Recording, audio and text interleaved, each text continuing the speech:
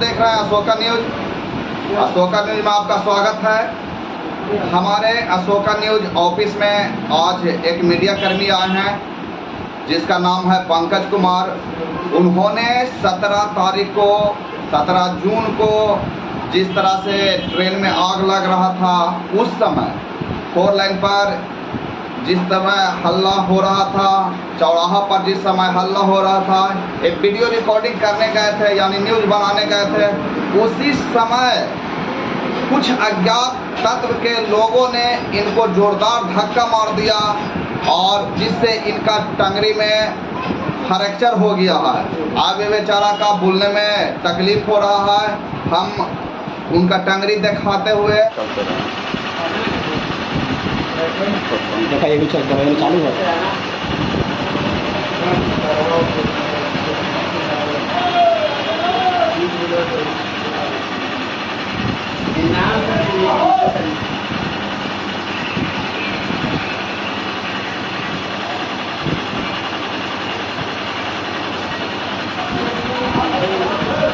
और इनसे हम जानते हैं कि आपका टंगरी कैसे टूटा, कैसे फ्रैक्चर हुआ। पंकज जी नमस्कार, बताइए आपका टंगरी में दर्द कैसे हुआ, क्या कर रहे थे आप? नमस्कार, सबसे पहले अशोका न्यूज़ में आने के लिए बहुत बहुत धन्यवाद। जो अशोक जी वो धक्का मुक्की करता है और मेरा पैर ये फ्रैक्चर हो जाता है, ठीक है। तो हम तहे दिल से मतलब कि ये अपना बुद्धि विवेक से वहाँ से बचे। लोग वहाँ पे हमको सपोर्ट किए, लोग मेरा व्यवहार को जानते हैं कि आज तक हमने कहीं भी गलत पैसा वगैरह ये सब चीज़ हमने नहीं लिया है। और मेरा व्यवहार लोग वहाँ पे 4 लाइन पे जाने, लोग बोले कि नहीं पंकज। थोड़ा बताइए कि अग्निपथ क्या है और इसके बारे में आपका क्या नॉलेज है, मीडिया के नाते आप बोलिए। और सबसे पहले तो देखिए, चूँकि सरकार का एक स्कीम है, इस स्कीम के थ्रू बहाली होने वाली थी, लेकिन जहाँ तक मुझे ज्ञात है कि ये स्कीम जो था ना, वो शॉर्ट सर्विस के लिए ऑफिसर रैंक के लिए आने वाला था। बट कहीं ना कहीं हुआ यूँ कि मतलब जो अधिकारी रैंक में न ला करके इसको सैनिक जो बहाली होता था उस प्रक्रिया अग्निपथ के थ्रू उनका प्रक्रिया हुआ। और अग्निपथ में क्या था कि 4 साल की नौकरी मिलेगी, जिसमें 6 महीना आपको ट्रेनिंग का था। तो लोगों को लगा कि स्टूडेंट को लगा जिसका मतलब कि इसमें दिलचस्पी था, जिसको लगता था कि मेरा पूरा का पूरा जीवन न्यौछावर सैनिक के रूप में हो जाए, उसके लिए कहीं ना कहीं आघात लगा। उसको लगा कि सरकार मेरे से मतलब छल कर रही है, गलत कर रही है। और उन लोग एक मतलब कि कल परसों जो था वो पूरा प्रोटेस्ट किए। लेकिन प्रोटेस्ट करना सही है, लेकिन ये करना गलत था कि उन्होंने सरकारी संपत्ति को जो छन बिछन कर दिया, सरकारी संपत्ति को जला दिया, ये खराब बात था।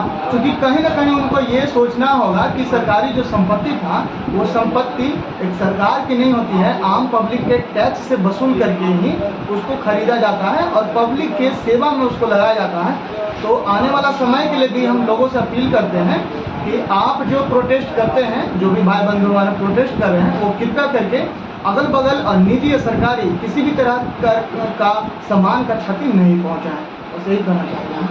धन्यवाद पंकज जी आपके इस बात के लिए। मैं भी अरविंद कुमार चंद्रवंशी जो अंग्रेज टोला के हैं और अपने मोहल्ला का वार्ड सदस्य हैं, वो आज उनका इच्छा है कि हम अग्निपथ और अग्निवीरों के बारे में कुछ लोगों को संदेश दें। तो आइए हम आपको अरविंद कुमार चंद्रवंशी जी से बात करवाते हैं कि ये क्या बोलते हैं अग्निवीर पर। नमस्कार अरविंद भैया जी। नमस्कार। मैं अग्निवीर के बारे में सभी लोगों से ये कहना चाहता हूँ कि आप लोग कोई भी काम कीजिए, लेकिन सरकार के खिलाफ होना है कीजिए, उसमें कोई दो राय नहीं है, मुझे उसमें कोई आपत्ति नहीं है। लेकिन आप लोगों से मेरा आग्रह है कि आप लोग जो भी करें कानून के सिस्टम के दायरे में रह के करें। आप लोगों से हाथ जोड़ के हम लोगों को विनती है, मेरा आपसे विनती है कि आप लोग जो भी करें सोच समझ कर करें और आप लोग सरकारी संपत्ति को नुकसान ना पहुँचाएं, जिससे आने वाले समय में हम लोगों को ही परेशान होना पड़े। आज मान लीजिए हम लोग रेलवे को या ट्रैक या रोड या जो भी हम लोग बर्बाद कर रहे हैं वो हम लोग का अपना संपत्ति है। और अपना संपत्ति हम जो नुकसान कर रहे हैं उसका भरपाई देर सवेर हम लोगों को ही करना होगा। इसलिए कोई भी ऐसा काम ना करें जिससे कि बाद में हम लोगों को आगे जाके पछताना पड़े। जैसे अभी हम लोग ट्रेन जला रहे हैं, बस में आग लगा रहे हैं, थाना पुलिस पर हम लोग जो भी हमला कर रहे हैं, आप कल के डेट में कोई भी जॉब में जाएंगे तो कल के डेट में आपको कैरेक्टर सर्टिफिकेट का ज़रूरत पड़ेगा। तो अभी जो भी आप लोग हो हल्ला हुड़दंग वगैरह कर रहे हैं, सीधी सी बात है, आप लोग कोई भी सरकारी संपत्ति को नुकसान पहुंचाएंगे तो आपके ऊपर एक्शन लिया जाएगा और एक्शन सरकार लेगी। तो जब एक्शन सरकार लेगी तो तय है कि आपके ऊपर एफआईआर होगा। बाई चांस बाद में आप किसी जॉब के लिए अप्लाई करेंगे तो आपसे कैरेक्टर सर्टिफिकेट मांगा जाएगा, तो उस समय आपको कैरेक्टर सर्टिफिकेट नहीं दिया जाएगा, किसी भी स्थिति में नहीं दिया जाएगा। उसका कारण है कि पहले ही आप लोग हल्ला हुड़दंग वगैरह कर चुके हैं, सरकारी संपत्ति को नुकसान कर चुके हैं। इसलिए कोई भी काम सोच समझ कर करें। फिर में मैंने फायदा और घाटा क्या नज़र आता है, ज़रा बताइए लोगों को। हमको फ़ायदा यही नज़र आ रहा है इसमें कि एक यूपी सरकार, एक बिहार सरकार या सेंट्रल गवर्नमेंट उसको पूरी तरह से उस चीज़ को समझिए जो मोदी जी कह रहे हैं कि अग्निवीर के फ़ायदा क्या है या नुकसान क्या है, उस चीज़ को बढ़िया से समझना होगा हर व्यक्ति को। उसमें फ़ायदा यही है कि मान लीजिए इसमें कोई जोर ज़बरदस्ती नहीं है। सबसे पहला चीज़, जोर ज़बरदस्ती ये नहीं है कि आपको मान लीजिए 4 साल का ये जो योजना लाया है अग्निवीर के लिए, सरकार जो लाई है योजना, इसमें आपको इच्छा के ऊपर है। अगर आपको लगता है कि हमको देश सेवा में जाना है तो ठीक है, नहीं जाना है तो कोई जोर ज़बरदस्ती नहीं है। 4 साल में आपको मान लीजिए कि सरकार का जो योजना है इसमें आपको एक तो जो सैलरी है वो तो है, प्लस आप स्वेच्छा से आप अपना सेवा दे सकते हैं। अगर नहीं इच्छा है तो उसको छोड़ दीजिए। और इसमें फ़ायदा ये है कि आपको एक देश सेवा का मौका मिलेगा, सैलरी सरकार का जो रूल रेपुटेशन है उसके हिसाब से आपको मिलेगा। अगर आप वहाँ से रिटायर होकर आते हैं तो आपको स्टेट में राज्य में आपको सेवा करने का मौका मिलेगा। जैसे आपको बिहार पुलिस में हो गया या और भी कोई प्राइवेट इंडस्ट्रीज एरिया में आप जाना चाहें तो उसमें आपको जो है एक तरह से मान्यता दिया जाएगा कि आप एक तरह से सेंट्रल गवर्नमेंट में मतलब फौज में या एयरफोर्स में या वायुसेना में आप सेवा दे के आए हैं। यही सब चीज़ है।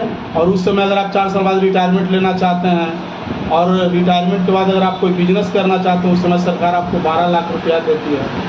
उसके बाद में जो है आपको मान के चलिए कि अगर बॉर्डर पर अगर किसी तरह का अगर उथल पुथल अगर इस तरह का कुछ होता है तो 48 लाख का सरकार की तरफ से बीमा भी है। जो फिर इतना फायदा रहने के बावजूद लोग समझ नहीं रहा है क्यों, और इतना आंदोलन क्यों कर रहा है जब इतना फायदा आप गिना रहे हैं, तो इसके बारे में कुछ बताइए।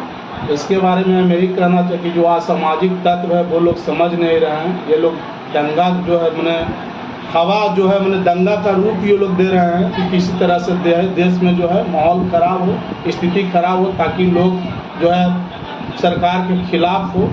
और हम लोग को धरना प्रदर्शन करने का अधिकार है, परंतु सरकारी संपत्ति को नुकसान करने का अधिकार नहीं है। हम लोग को धरना प्रदर्शन करने का और भी तरीका है, जैसे में हम लोग धरना पर बैठ सकते हैं, जैसे में हम लोग कोई रैली निकाल सकते हैं, जैसे में हम लोग एक तरह से चौक चौराहा पर बैनर लेके सरकार के खिलाफ जो एक तरह से आवाज़ उठा सकते हैं कि ये नहीं होना चाहिए। जिस तरह से कृषि कानून बिल वापस हुआ था उस समय भी धरना हुआ था, तो उस समय ऐसा नहीं हुआ था लेकिन इस तरह से नहीं हुआ था। उस समय तो हुआ था कि दिल्ली लाल किला को तहस नहस कर दिया गया था, इसके बारे में आपको क्या कहना है? दिल्ली लाल किला ध्वस्त कर दिया गया था या जो भी नुकसान किया गया था, आज भरपाई किससे हो रहा है? हमसे और आपसे हो रहा है। आज देश में जो भी नुकसान हो रहा है उसका भरपाई कौन करेगा? हम और आप करेंगे, चाहे जिस रूप में कीजिए। आज महंगाई अगर 10 रुपया तो कल 20 रुपये होगा, वही सब सरकार जोड़ के फिर आपसे लेगी। भाइयों, अभी आप अरविंद कुमार चंद्रवंशी जी से सुने कि अग्निपथ से बहुत ही फायदा है, माने लोगों को सोचने में भूल हो रहा है। ऊपर से राजनीतिकरण होने के कारण इसको बदनाम किया जा रहा है। तो थोड़ा आप ध्यान रखें और सरकारी संपत्ति को न जलाएं। धरना का दूसरा रूप भी यूज आप करें जिससे सरकारी संपत्ति का नुकसान ना हो। धन्यवाद। अशोका न्यूज़ के माध्यम से आपको बताना चाहता हूं, और जो कर्मवीर युवा हैं, अग्निपथ पर चलने वाले युवा हैं, उनसे मैं बार बार आग्रह करूंगा कि रेलवे संपत्ति, कोई भी सरकारी संपत्ति, निजी संपत्ति को जलाने से कुछ नहीं होगा। असल समस्या कहाँ है? समस्या को जलाना होगा। असल समस्या जो इस समस्या को खड़ा करता है, हम वहाँ जलाएंगे। इसके लिए हम लोग को न ट्रेन जलाने की जरूरत है, न बस जलाने की जरूरत है, न मारुति जलाने की जरूरत है। बस एक होने की जरूरत है। जो व्यक्ति बार बार इस समस्या को ला रहा है, जैसे लॉकडाउन आ गया, नोटबंदी आ गया, बार बार हिंदू मुस्लिम में लड़ाई हो जाता है, तो कभी जनधन योजना, माने 8 साल से इस समस्या है। और इस समस्या का जब तक निदान नहीं होता है, जब तक गरीब चैन से रह नहीं सकता है। तो मेन समस्या तो हमारा वहाँ है, जो 8 सालों से हम लोग को प्रतापित किया जा रहा है। इसीलिए मैं जवान युवाओं से खास करके पिछड़ा, अत्यंत पिछड़ा, एसटी युवाओं से कहना चाहता हूँ, तुम एक हो जाओ और इस समस्या का जड़ पे हमला करो। एक छोटी मोटी समस्या करने से तुम्हारा घाटा है, सरकार के घाटा यानी तुम्हारा घाटा। हमारा मेन समस्या हम लोग को परेशान करने वाला है। जैसे कि नोटबंदी में कम से कम करोड़ों लोगों को नौकरी चला गया, करोड़ों लोगों को नौकरी चला गया। लेकिन धीरू भाई अंबानी हो, मुकेश अंबानी हो, अंडानी, सबका कई गुना संपत्ति बढ़ गया। अरे भाई कैसे बढ़ गया? सबका नौकरी जा रहा है तो बेरोजगार हो रहा है। आपका संपत्ति कैसे बढ़ गया? कहीं ना कहीं जानबूझ के लाया हुआ नोटबंदी था, जानबूझ के लाया हुआ लॉकडाउन था, जानबूझ कर लाया हुआ हिंदू मुस्लिम का लड़ाई है, जानबूझ कर लाया हुआ अग्निपथ है। तो हम लोग युवाओं का सबसे बड़ा काम है कि हम लोग एक हो जाए और एक होकर उस समस्या, जो समस्या हम लोग के बीच में पैदा करता है, तो उस पैदा करने वाला समस्या को हम जड़ से हटा देंगे। इसके लिए उस युवाओं को एक होना होगा जो युवा इस समस्या से घिरे हुए हैं।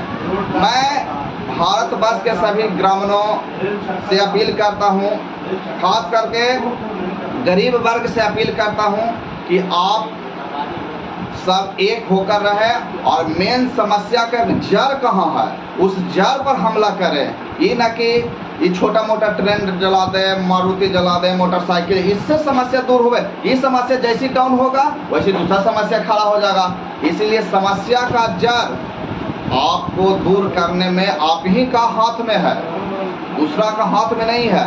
वो है वोट पावर बैंक। आप ऐसा आदमी को वोट न दें जो आपको बार बार समस्या पैदा करता है। आप ऐसा आदमी को चुने जो आपके लिए लड़े, आपके परिवार के लिए लड़े, आपके बिजनेस के लिए लड़े, आपको रोजगार